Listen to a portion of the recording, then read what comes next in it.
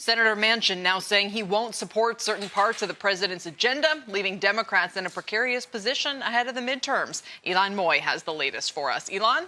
Well, Kelly, the inflation numbers spooked Senator Manchin. Today, he called the 9.1% spike an alarming figure. And after it came out, he said... Now, here is the latest stimulus news. The Maine Department of Financial Services has announced that they have mailed out the final set of inflation relief checks to everybody that's eligible in the middle of January. If you were eligible in the middle of January for this check, you got it and you deposit. It's up to you now. Now, I also want to say one thing, everybody. That first of all, the income cap for single filers is $100,000 to get this stimulus payment, and the cap for head of households is $150,000, and the limit for married couples is $200,000.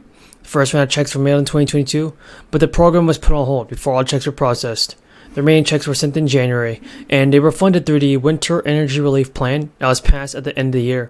So as prices remain high for your eggs, for your gas, for even your heating oil, the Maine taxpayers have some money to get. They have money for stimulus. They have money to get. They have money stimulus news. They have money now. Now, one of the main residents said heating is going up. It's a lot of money this winter, and they'll put money towards that. Now that those checks are in the mail, though, the Department of Administrative and Financial Services will start to process $450 energy relief payments ASAP. Soon this month, as soon as they can actually get something done. As soon as they can stop talking about nonsense and approve a stimulus. Because now comes another formidable task, encouraging Americans to buy millions of electric cars, heat pumps, solar panels, and more efficient appliances. Now, it's a public relations challenge, folks. It could determine whether the country meets Joe Biden's ambitious goal to cut the greenhouse emissions in half by 2030. Because let's face it, if your furnace is aging or even your gas stove could be using or replacing, there could be a reason to consider upgrading your home appliances as we head into this new year. A package of tax credits, a package of rebates, a package of stimulus can help you fast. These initiatives, which are part of the Inflation Reduction Act passed by Congress and signed by Joe Biden, could help thousands of dollars of the price tag of a major home improvement projects over the coming years. Now, homeowners consider upgrading these benefit couples with a max tax credit and a max stimulus benefit. One such credit of the Energy Efficient Home Improvement Credit will allow homeowners to offset 30% of the cost of energy efficient upgrades for energy efficient upgrades like adding insulation, doors, windows, stuff like that. Under the Residential Clean Energy Credit, homeowners can now offset 30% of the cost of adding some even huge, humongous ticket energy items. I'm talking about like rooftop solar, wind, and geothermal batteries. Both tax credits apply to purchases made in 2022, and both run in their current state of 2022 to the end of the year. A lot of good news, a lot of stimulus payments, folks, a lot of information just for the people that need it the most. So I also want to say that Joe Biden said that folks need to know how to take advantage of the benefits, how to take advantage of it, how to not be left behind on this, and how to get the stimulus money that you need. If you need it now, you should get it now, because a poll released in September found that adults knew little to nothing about this bill. That's why I say it's important to watch my videos. You don't want to miss out on it. Biden said that the White House says it is piecing together a plan to partner with state governments, the contractors, to get the word out. To get the word out of a stimulus is here, stimulus for you, and stimulus now. Providing the information that we need, and that includes continuing robust support for the USGS and NRCS that manage our data systems, approving Senator Cortez Masto's bill to implement OpenET in the USGS, and I think more broadly the support for giving the Bureau of Reclamation the broad flexibility to work with states on new approaches like groundwater management and groundwater storage. Thank you. Mr. Stern. Well, Senator, as you know, we wouldn't at CRS necessarily recommend any one specific approach, but I would say that there is more support among observers for activities that can be done from the ground up and stakeholder-driven things that may vary from one basin to the next than there is for top-down, more command and control types of federal activity. Mr. O'Toole, do you have anything else you want to add to your, something you think would be the most urgent thing we could do?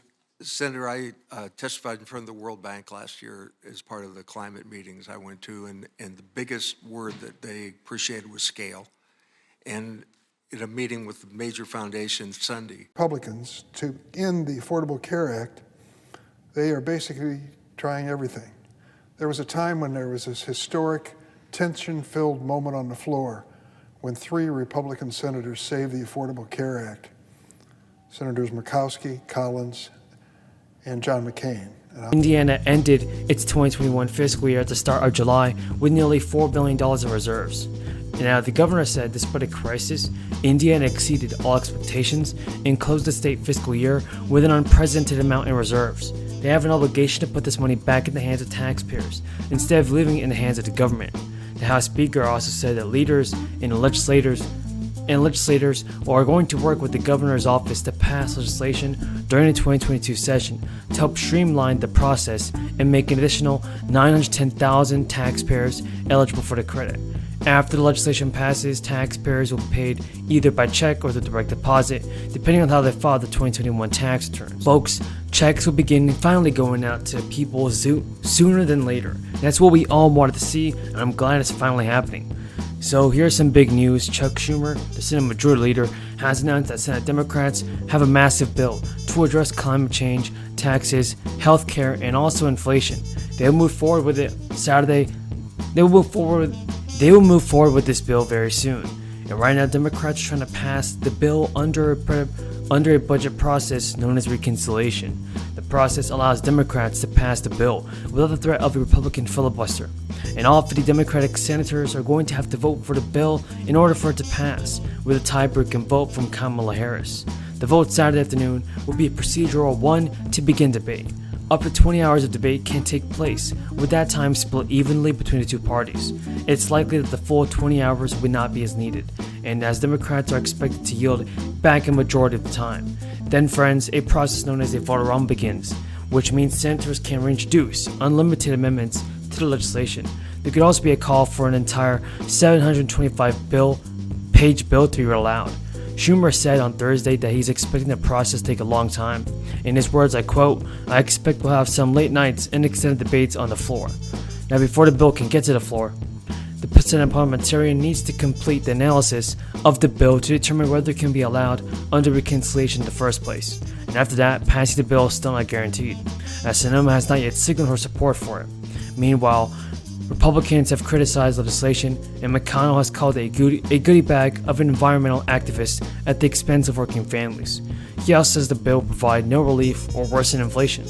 But data from the Congressional Budget Office shows that it would actually decrease the deficit by roughly $300 billion, and its impact on inflation in the immediate future is negligible. Prescription drugs to seniors, to Americans all across this country. And that's why we've worked on bipartisan legislation that would include a cap on out-of-pocket costs. But what this bill does is not negotiation. And that is